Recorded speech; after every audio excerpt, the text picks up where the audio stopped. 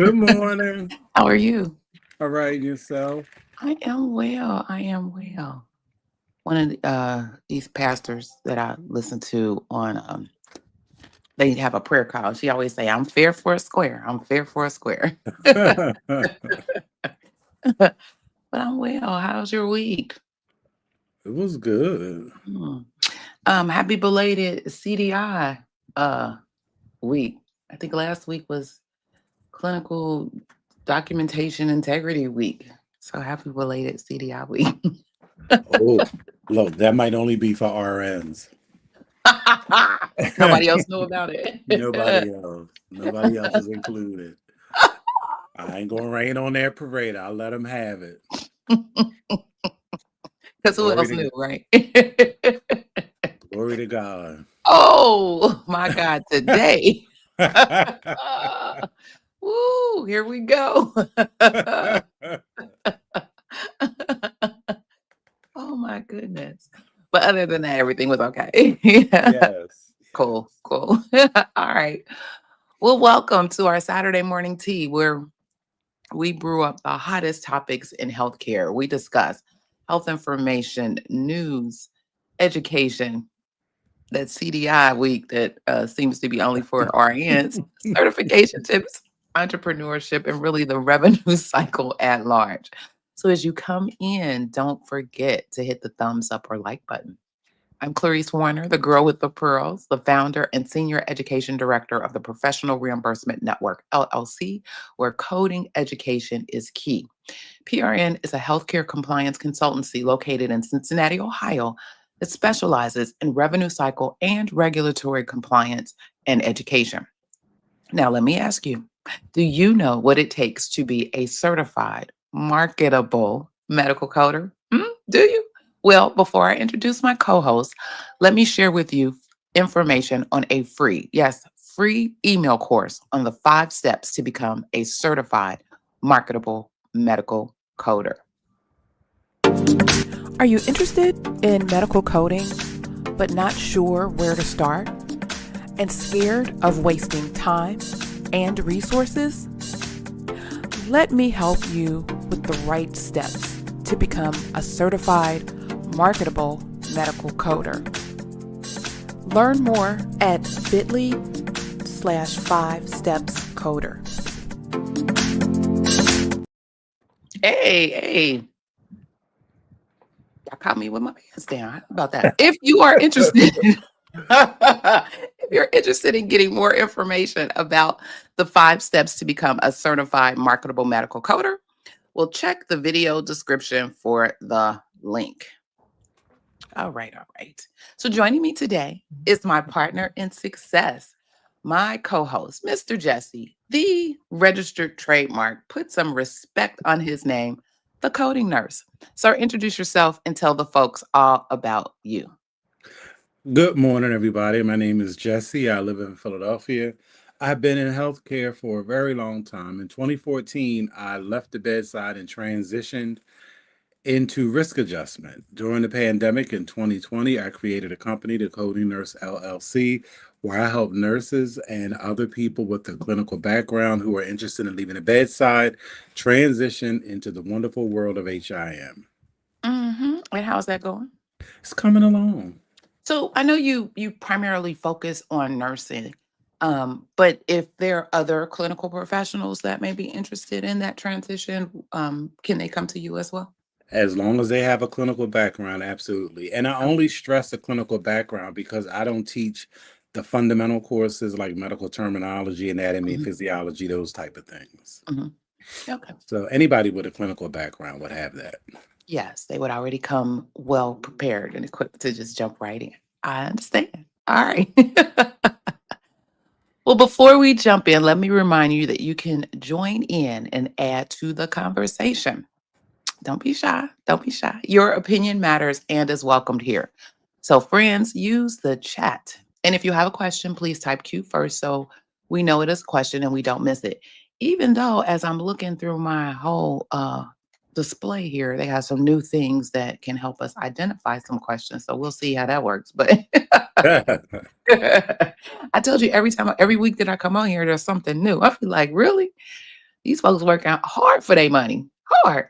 Gotta give it to them. Okay. Let's see. Let's see. Good morning, Tanika. Good Good morning. morning. Morning. Okay. So, for those who are just joining us or watching the replay, today we are talking, I guess, and asking AI, is it making us dumber? Are we in a critical thinking crisis? Well, what if I told you that the smarter our AI tools become, the less we're actually thinking? And in healthcare, where a single coding error can cost thousands in denied claims, this trend could be devastating to y'all's bottom line. So today we're uncovering research that will change how you view AI in healthcare forever. But first, our church announced, yes, it came on time. Wait a minute. Oh, you got both of them. See, I don't have the second one. Yeah, I Yay. got both of I them. done Yeah. cracked it open. So, Look, put my name on you know it's mine when I put my name here. So I done put my name here and then cracked open. Yes, yes. Like I said, well, I've been immersed in this AI stuff. Go ahead. I'm well, sorry. thanks to you and your sharing of a coupon code, I got both of them. Yeah, I'm gonna get the other one too. And I've been out to his website. Have you gone out to his website? No. Sir, I'll share that in the meeting after the meeting. You Okay. can go out to his website. He got all kinds of stuff out there. And he has some additional teachings. And like I said, he was one of the presenters at the sessions, the AI session that I went to. So he was good. And it was a real laid back, just let me show you how to do this. Boom, pop up on the screen, put this in, do this, do my type of carrying on. So yes, it was all good.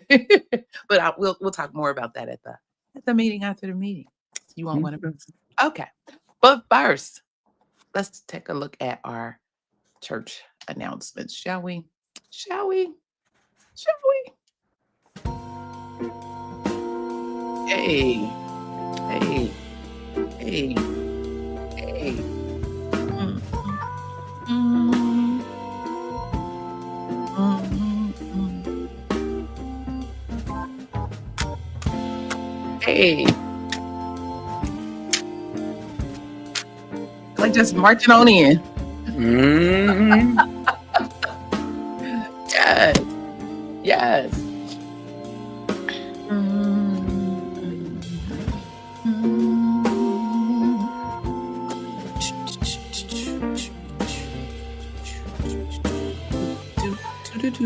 Hey, organ boy, something about that organ. I'm telling you. It's me every time. Oh, that was the sounds. Okay.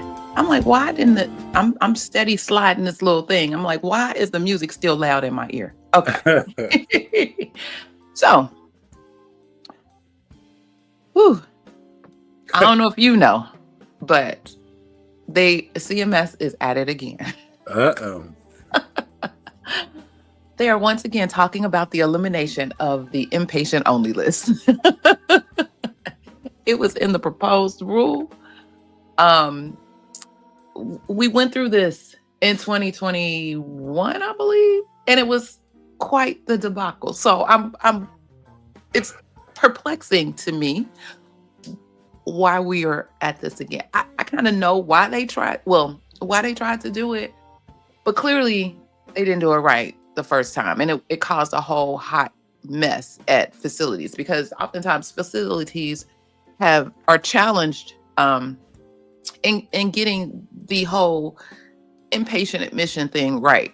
Anyway, is this a truly an inpatient stay? Is this observation? Da da da da da. Now add to it the elimination of the inpatient only list, and the inpatient only list is the list of procedures that technically can only happen in a hospital. So when the patient is being admitted and they are uh, going to have one of those particular procedures, there's really no question on, is this an inpatient admission?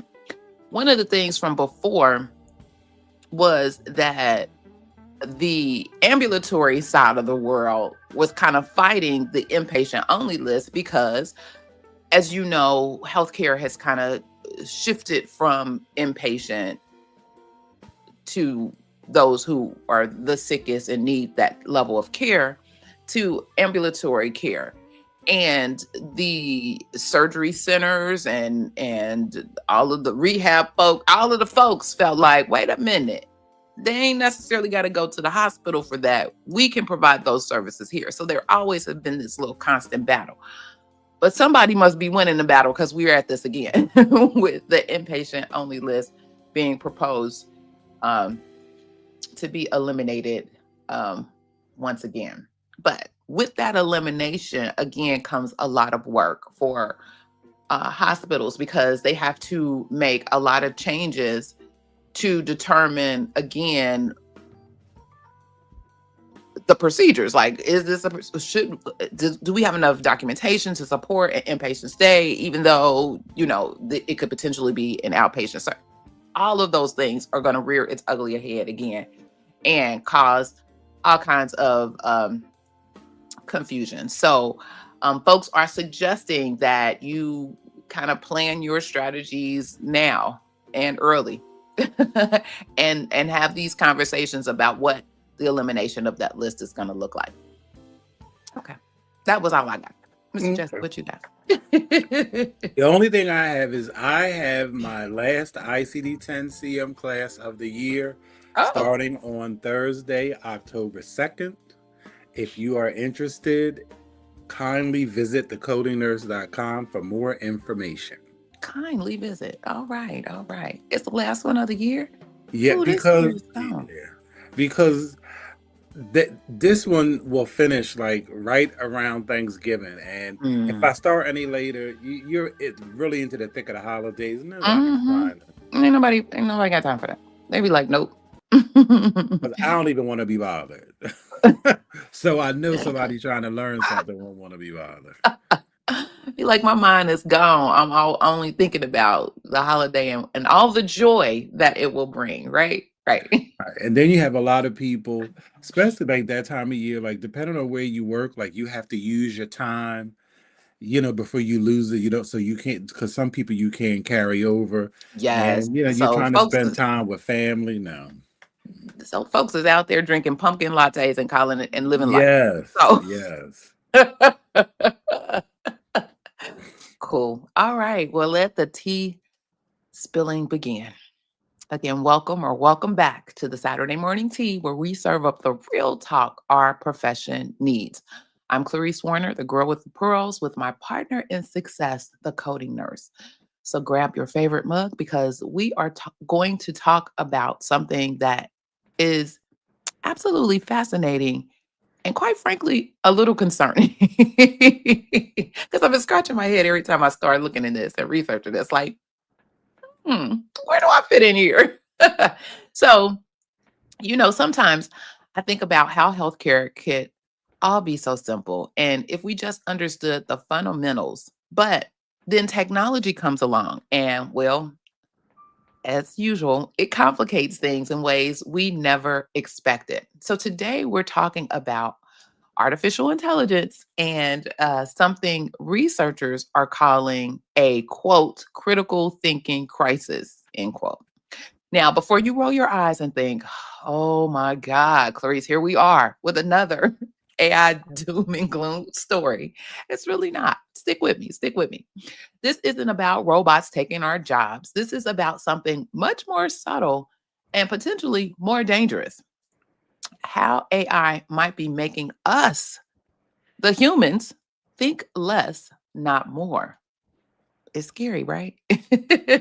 So today's topic, again, AI is making us dumber. Critical thinking crisis. Mr. Jesse, jump in however, whenever, um, wherever you want to. All righty. Now, let me paint you a picture.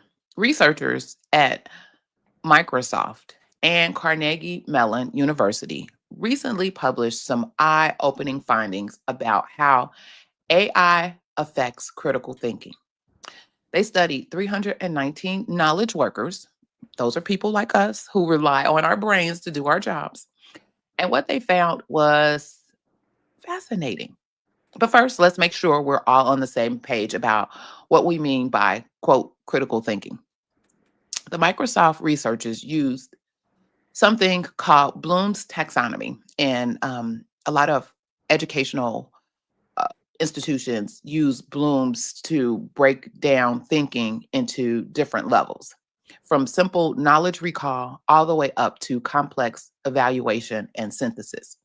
So, critical thinking in our context includes things like analysis, which is breaking down complex documentation to understand all the components, evaluation, judging whether a code assignment is appropriate based on evidence, synthesis, combining different pieces of clinical information to form accurate conclusions, application, taking coding guidelines and applying them correctly to unique patient scenarios.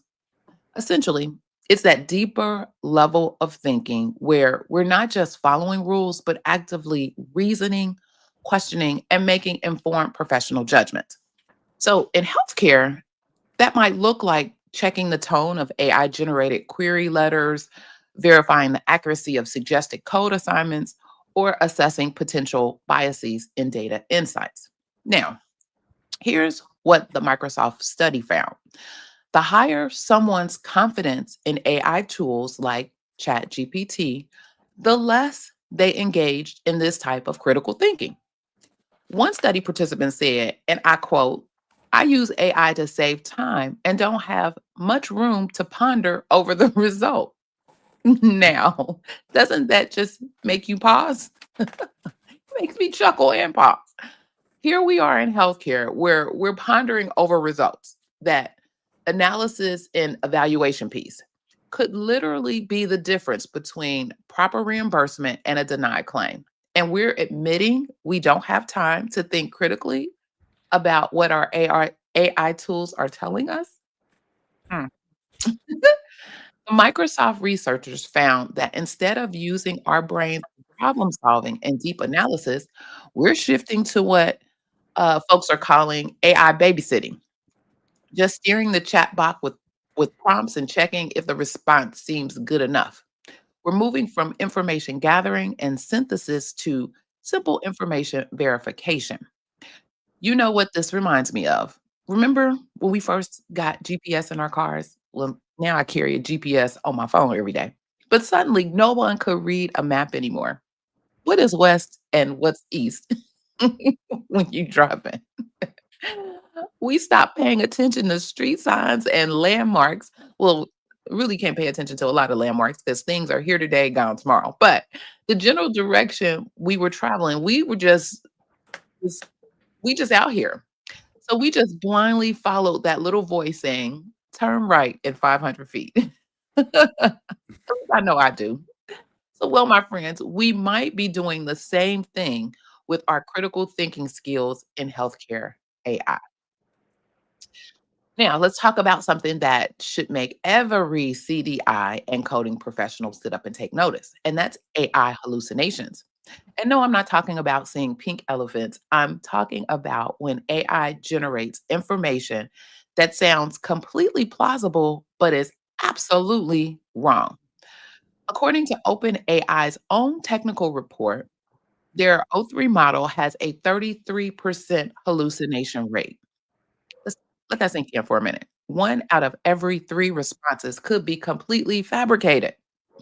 In healthcare, this is particularly dangerous because our AI tools are often trained on publicly sourced data that may not reflect the specific nuances of our facilities' documentation practices.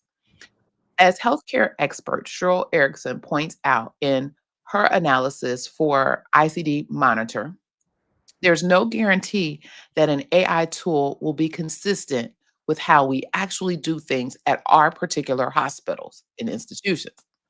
Here's a real world example. Imagine an AI tool suggesting a diagnosis code based on documentation patterns it learned from thousands of other hospitals, but those patterns don't align with how our physicians actually document. The AI might flag something as a quote missed opportunity when in reality, it's completely inappropriate for your patient population.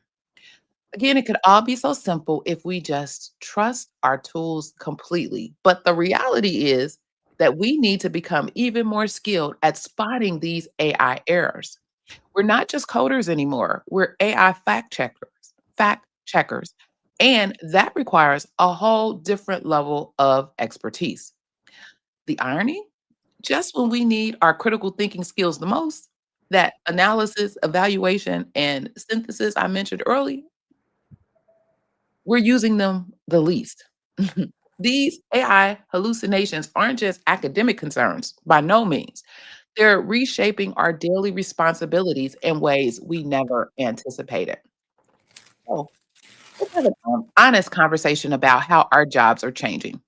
When computer assisted coding first came on the scene, we were worried about job loss. But what actually happened was job evolution, and not necessarily in the way we expected.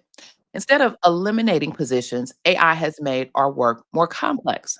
We're now responsible for identifying false positives, spotting AI hallucinations, analyzing predictive modeling output that might be based on flawed data, providing expert human oversight on increasingly sophisticated tools.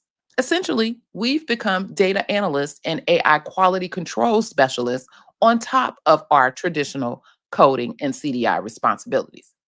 But here's my question. Are our job titles and compensation reflecting this increased cognitive load? I don't think so. And that's a problem. Now, my first thought was, I know somebody else gonna mention something else relating to these additional responsibilities and who should be advocating for us. So I'm just gonna wait until he chimes in with that. Cheryl Erickson makes an excellent point in her analysis. When you compare the type of higher level analytical work we're now performing to similar roles in other industries, many CDI and coding professionals are likely underpaid for the complexity of what they're actually doing. We need hospital leadership to recognize that we're not just processing information anymore. We're analyzing, verifying, and making critical judgments about AI generated insights that directly impact revenue and patient care. Now, and Mr. Jesse, jump in whenever. Well, thank you for the intro because So, I always bash AAPC and AHEMA, and this Saturday is no different. Uh, they should be at the forefront of this. And what I have noticed about AI, particularly in healthcare, because I don't know any other industry, I haven't worked in it to see how AI is affecting it, but I know in healthcare, for me, my biggest issue has always been they don't they have not consulted with the people the end user, which are the CDI specialists and the coders. It just seems to be these people come up with these ideas, and basically it's up to us to basically train the model after they have already had it set up, as opposed to collaborating, so you put out a model that doesn't need to be retrained. Right. And And having us sit at the table and do that right, and bring our knowledge and expertise to whatever they're doing. But go ahead, I'm sorry. You were in the and it just it creates, honestly, it creates more work for the end user, which is the CDI specialist and the coder. And that's my whole issue with the whole thing. Like, you've come up with something that I don't know where you got it from, but now I have to, on the back end, be have to take on more time to engage with it, and then based on my input it gets corrected. Nah, Mm. I just that's not that doesn't sound sustainable to me. It doesn't. And it's going out the world backwards. Mhm. Good morning, the healthcare business consultant. Hey, Molly. Hey, Molly. Nika said the tech gurus are the only experts they use. Yep. Yep. Which is crazy. Because Mhm. while they we say it all the time. Everybody stay in their lane. You know what you know what you know, and you would know what you know. Now let's sit together, bring that expertise to the table, and let's combine and collaborate on the end product. But nobody wants to do that. It's like, oh, I want to be the smartest person in the room, and I can tell you what you're supposed to do and what you're supposed to do, and you don't know what we know. You're not the expert in our area. Interesting. Okay.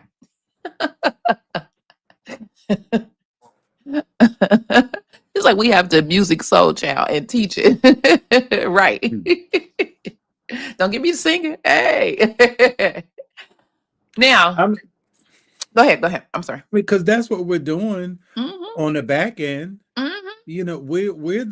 Honestly, we're the ones re-engineering the system Hmm. and Hmm. not getting credit for it and not being paid for it. And you're training it. You're like the guinea pigs, kind of using it to see what it does. But in your usage of it, you're also training it and making it quote unquote better. But to your point, without getting recognition and or compensation. And then, but the insidious part to me is how they sell it to us, like, oh, it's going to just make your job easier. And it hasn't. Like, anybody that has had to deal with computer assisted codes knows that it does not make it easier. You go ahead. You just have to think differently. You have to, Right. yes, I mean, because yes. I look at that whole row of code, like, to me, like, how can you make my life easier when you have an active cancer code and a history of cancer code in the same column? How? How is that making my life easier? She's like, yes, cleaning up the mistakes, which is time consuming. Yes. Time consuming is the whole thing. Okay, now let's talk about something that should concern all of us. What's happening in our educational systems? So MIT researchers led by Natalia, sorry, Kozmina, I know I butchered that, but studied college students writing essays with AI assistance, and the results were troubling.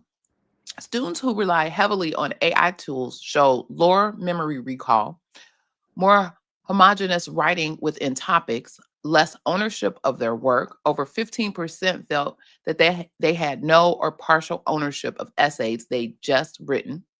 Difficulty quoting from essays they just written just minutes earlier. She described it as a quote, rather dire picture, end quote. And so, why should we care about this in healthcare? Well, because these students are our future colleagues.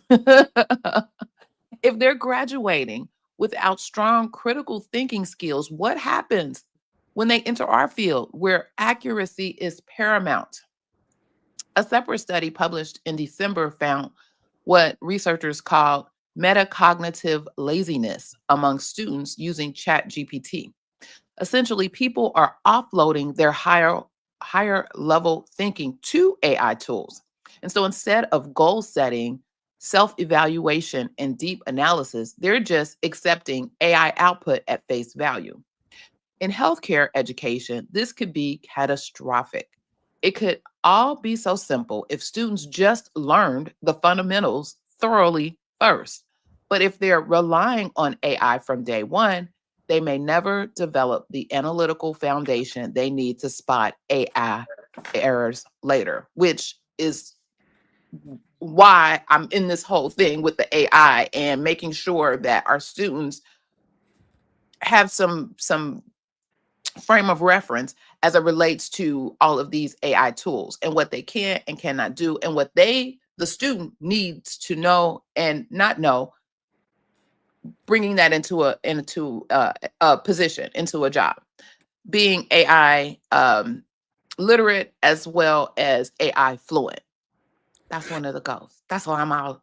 That's why it's been AI for the last 2 weeks. But go ahead. You know that, but honestly, I don't know how you achieve both, because what people don't understand, what I have noticed is, first of all, like, writing is a skill It is. and it takes you years. That's why you have English all the way through elementary, middle, and high school, because in addition to learning the language, you have to learn how to think. Mhm. And the for me, I can always, well, I judge people by how they write. if you send me an email and you going all the way around, around, around, I know that you just a ball of confusion. Like, what are you saying? And I used to like proofread people's stuff. I used to edit people's papers and all, and I'm like, what are you saying? Like, bring it home. Like, come with a clear thought and work through that thought. Like, the whole point of a paper is to convince somebody that you know what you're talking about. And if They don't you have those can't, persuasive skills either. I mean, it's a whole no. bunch of skills involved with that. Yes. And I think that social media plays a huge part in this. Like, you have these emojis, and then now you have people, they don't even write in sentences anymore. Everything are is acronyms. And how so if that's the level of your functioning, you can't critically think. It's not possible because you haven't developed that part of your brain. It's just it's not going to end well because It's now people are totally relying on it. You're right. I will agree with you. I had a student send me an email. Now this we in our she's a first year student in the very first HIM class. And again, part of I feel like my responsibility and my duty is to train them up. Train them up. She sent me an email with, hey, that paused me right there. Hey. Now I don't get off on the, professor this, you ain't gotta go through all of that. But hey. And then I could not understand anything that she was trying to say. The punctuation was off, run on sentence, the It didn't grammar have was bad. punctuation. It had a couple periods here and there, but they didn't make sense for where they were placed. It was just, I said, first of all, good morning. Unfortunately, I don't even know how to help you because I cannot understand what it is that you're sending me. Please clarify all of this and resend. Thank you. Have a great day. Like we're not doing this. This we're not gonna do. I mean, the entire email is one long run-on sentence. Like, because I know, like when I read, even on social media, when I read in people's comments, it takes me because I have to like, okay, well, wait a minute. This is what you okay. So I have to in my mind put in punctuation so to Break it read it to make down, right? sense. And I that's mean, why, even when that's why they said, or they when and they being people in general, having text message conversations, you shouldn't, because you can't there's no comma to pause for me to understand, like, well, are you saying this or are you saying that? The words are there, but what actually are you saying? right. Pick up the phone, let's have a conversation at that point, because if it gets to that point, I'm like, wait a minute, because I can be a little fly and I may say something, so I'm like, nah, let me make sure I understand. Let me understand what it is that you're actually saying before I say something else. Oh my goodness. Yeah. But I feel like while this is all great and wonderful research and knowledge, and I know it takes a little time to come up with the conclusions and all of, going through all of the data for the research, we're a little late. We're a little late. Folks been writing like this forever. You got these people who this is how they've only ever written. And it's like, to me, I think that people, because so many basic skills are no longer taught and reinforced, like a lot of people are relying on AI because they don't know how to do it. Mm. So they need, you know, it's a blessing, like, because AI is putting out content that they never could, ever. You're like, who wrote this? Because clearly Exactly. this is not you. And that's also why they can't recall anything, because it's written in a style that they don't use. They Recognize can't it's foreign. It's a foreign exactly. language. They can't even you can't even fake it. You can't even you can't even pick out highlights because you don't even know. You don't even look. They're stuck at, well, why is this comma here? They don't know about phrases. What is a comma? Exactly. They don't know the parts of speech. Oh my God.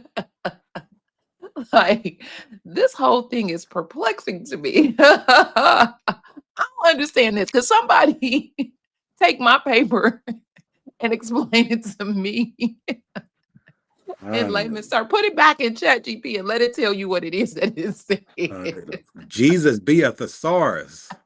Ah, my God, today. Yeah. Whew. Oh my goodness. But that is, I mean, we're joking about it, but that is a mess. That is a mess. That is a mess. And probably, if you think about it, another argument for AI and what they're pushing, because I'm sure they realize and recognize it too. Like these folks couldn't figure their way out of this paper bag. How in the world are they going to be able to comprehend complex conversations and complex reports and data and present them, write them, all of the things? It's a mess. Yeah, And it's only going to get worse it's only because going. nobody's trying to get to the basics. Mm. Because I mean, they will have to start with the first graders now. I mean, because we're not even then. You factor into it. You factor into it the racial component Hmm. and how minorities already have a subpar education to begin with. Then you compound it with this. It's just it's Did they terrible. passing them on? Okay, well, yeah, you just go on to the next grade. Then, oh, go on to the next grade. Then you at the grade where you get this test, and it's like, oh my God, how did we get there? Hell, because y'all kept passing them on, and nobody took the time, resources, or whatever to thoroughly understand and educate that child. We know adults don't learn the same, children don't learn the same either, and so you really have to. It's a mess because we know the education system and teachers are overworked and they got more students and helpers that may not necessarily be helping and all of the things. But at some point, somebody got to be like, for real, y'all. Let's we got to do something.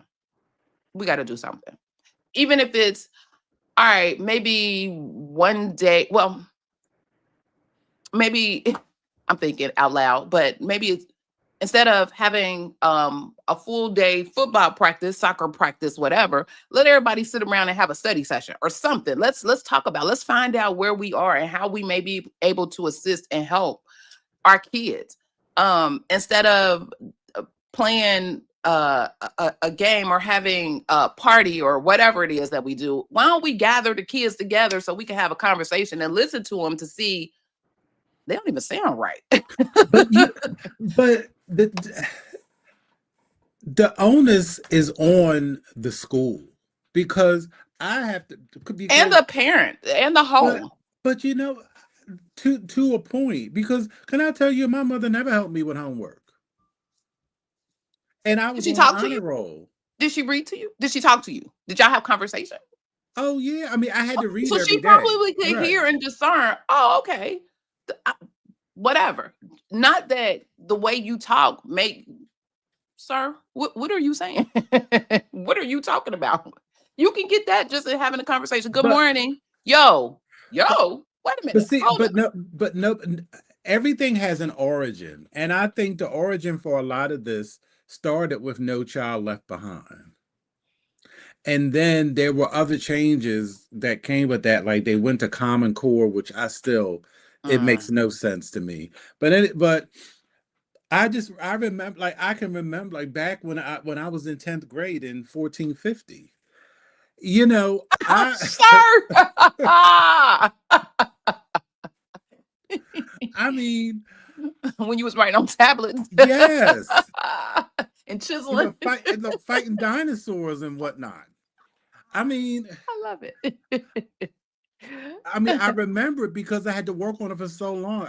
We had a term paper, and it was called a term paper because we worked on it for an entire The entire quarter. oh, Lord, I remember that. And I you had to mean, break down each one of them little segments and you yes, had to turn in, okay, so this is what's due now. Turn yes. this in so we can look and see what it looks like, what your thought process is, review it. If you need to change it, you got to go back to the drawing board. Yes, it was a whole And thing. it had to be typed with footnotes on the All of the same things. page and a bibliography page. Mm-hmm. That was back in the Stone Age. Mm-hmm. And you have these kids now that they couldn't do that if their life depended on it. And I'm Because not that's even. what was expected to go to college, because you knew you were going to have to write papers in college. So get this learning now. But you're right. You're right. You're right. Yes, he did say 1450. I agree. Going back to reading daily. But here's the other thing. And this is where I say it's an environmental. And so yes, the individual home and environment, but the community. Because we all have to recognize that some of those different regulations that they threw at us and that they weren't right, and they weren't necessarily right for our children. So at some point we collectively would need to say we got to do better. We got to make sure ours, we got to take care of ours. We got to make sure we good. And ours should be everybody, not just us and them, but ours should be everybody. And unfortunately, that part of the community is has dissipated, and they come together for certain things. I don't think they necessarily come together for some of the right things. And I think we need to kind of get back to that, especially when dealing with the future, which is our children. Because getting back to your email with hey, I mean, I just remember back in high school, like a teacher was saying a minute, who are you talking to? Who you No, no, A person on no. the who you talking to? Because that's exactly what came out my mouth when I read it. Like, am I getting punked? Like, And no. then and then it's I'm not one of your little friends. That Absolutely. That's how I raised mine. Excuse me, ma'am and sir. Who you talking to? And then they, ma, nah, ma'am, like for real? We're not gonna do this today. No. So again, I think that's it. Uh, are these children being parented? I always go back to that. Um, the community has some sort of buy-in. They are a stakeholder in this. And then of course, education system stakeholder. But at the end of the day, we all going it's gonna impact all of us because we gonna be in them hospitals. We gonna be the ones that where did the bill come from? Well, why is this on here? Well, I didn't do this, they didn't do this, and we didn't. What is this? but Or we're the one, the managers or supervisors or directors over these departments, and it's like, what? Who hired but you? but I've told like the whole entire education system in this country, from doctorate to pre-K, needs to be redone. It's totally out of order. I mean, run amok, led astray. It is often, and I've told you, even in nursing, like me and one of my friends talk about it all the time. I was in the hospital when I had my kidney stone for 5 days. Not one nurse did a head to toe assessment on me. Mm, Not one. mm. I mean, nobody took manual because everything is electronic now. Nobody took manual vital signs. They didn't. The only people who listened to my lungs was my doctor. Mm. When you are a nurse, you're supposed to do, when you first get your patient assignment, you're supposed to do a head to toe assessment on everybody that you're assigned to. How can you notice any changes? And what's going on? You're the frontline person that helps You are direct that care. you not because there are some signs are there before a problem happens. Like before somebody has a fever of 103, oh, you feel warm. Let me take your temperature. Not relying on some machine and then somebody maybe telling you, maybe not telling you. Oh, hell, Look at you. Look at your eyes. Exactly. But it Oh my God. Yeah. but yet and still, but you have these people. This is why, like, but then you everybody's walking around with a BSN. Like you have to have a BSN to work at a hospital, but you can't do a head to toe assessment. Mm, mm. Seriously, like my I had to they had to do a specimen. The nurse didn't even know. First of all, I'm like, well, you have to put a hat in the commode. Then I was like, oh, let me get one. Then put it in wrong. That's basic. Yeah. You got to go back to the basics. We've talked about that a lot. Oh, Lord. That's a lot. So Look, this is people balloon more bigger than than where I was exactly. going, but this is So a lot. so AI in the hands of those people is lethal. Hmm. You are absolutely correct. You are absolutely correct. Uh, wow. Ooh. Okay. Mm-mm-mm. All right. Well, I want to hear from y'all. Let's pause here and think about this together because, again, your experiences matter tremendously. So, have you noticed your own critical skills changing since implementing AI tools in your daily work? And I'll be a whole buck. I do catch myself sometimes kind of saying, "Oh, okay, this kind of on the surface looks okay. I don't have but so many minutes. Let me, do a cursory review and move on." Again, it's something that is coming, more frequently than it should. And it's subtle, but it's real. And I know for myself, I need to oftentimes do because once I then go back to it and take a look, I'll be like, what is this? This I know this is not right. What is this? And so then I have to go clean up. Um, and I know myself about all of these hallucinations and all of the errors that come out of our AI. So I'm more prone to trying to catch it in my prompting, trying to catch it in some of the results that I see versus on the final, okay, it's done. Because then sometimes I feel like, well, once I done did all of that through all of the initial or all of the work that I did to get the artifact that I'm looking for, I'm okay.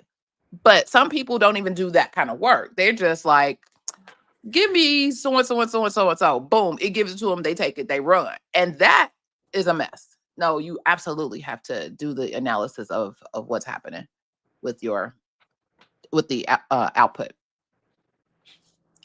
Second question: if AI hallucinations can cost our organizations revenue through increased denials, how should we balance efficiency gains with quality oversight? So, I think this is the $1 million question.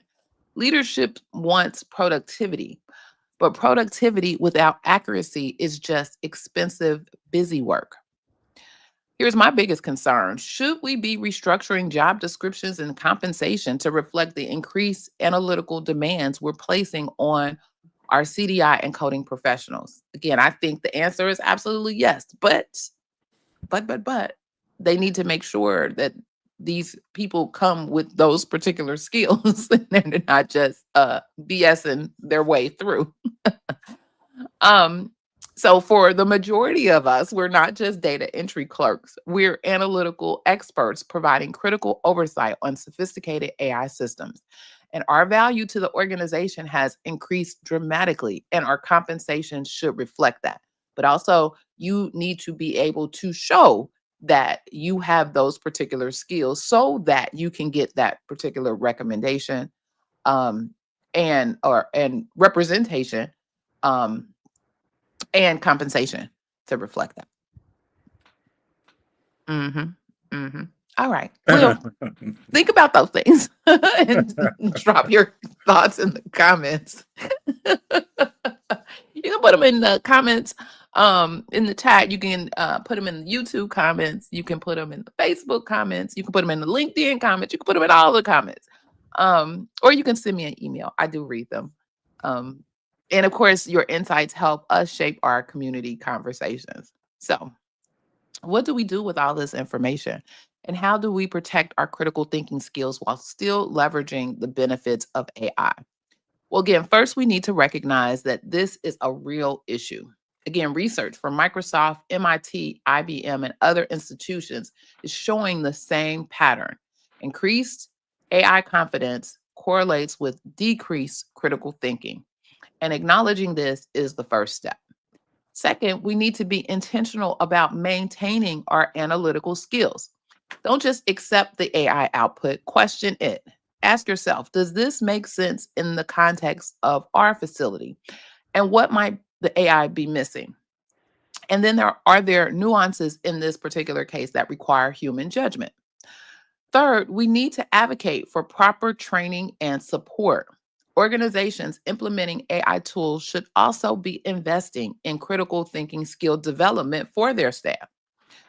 Fourth, and this is crucial, we need to push back on purely productivity focused metrics. Quality must remain the priority. As I always say, low quality leads to revenue leakage through increased denials. Speed without accuracy is just expensive inefficiency. And finally, we need to trust ourselves. When we disagree with AI output, we shouldn't automatically assume the AI is right. We're the professionals here.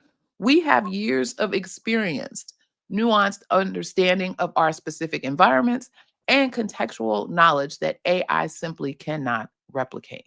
So, who is actually the expert? Hmm? Okay. So, my friends, here's what I want you to remember as we wrap up today. AI is a tool, not a replacement for your expertise. The goal should be augmentation, not automation of our thinking. The research is clear. We cannot let metacognitive laziness creep into our Mm, practice. Our mm, That's a quotable, right? yeah. Our human expertise, our critical thinking skills, and our ability to spot nuances and context. These remain irreplaceable, especially in the complex world of healthcare documentation and coding. Now, here's your homework. And I'm serious about this. Starting tomorrow or today or Monday, I want you to implement what I'm calling the critical thinking challenge. How about that?